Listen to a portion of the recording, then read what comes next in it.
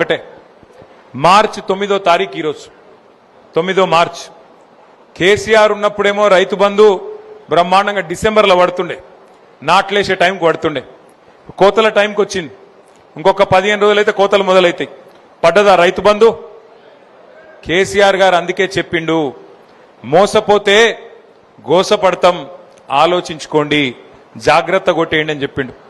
ఇలా రాష్ట్రం మొత్తం రైతులందరూ ఒకటే మాట అనుకుంటున్నారు, రైతు బంధు బంద్ అయింది, రైతు బంధు బంద్ పెట్టింది కాంగ్రెస్ ప్రభుత్వం.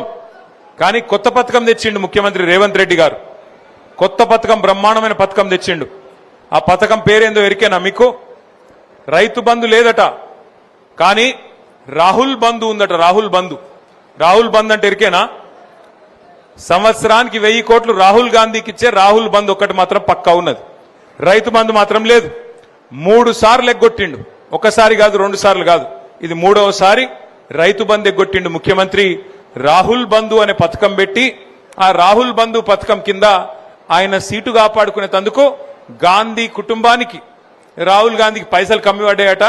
అందుకే రాహుల్ గాంధీ గారికి సంవత్సరానికి 1000 కోట్లు ఇచ్చి పదవి కాపాడుకుంటాడట ముఖ్యమంత్రి గారు. ఆయనకు తెలుసు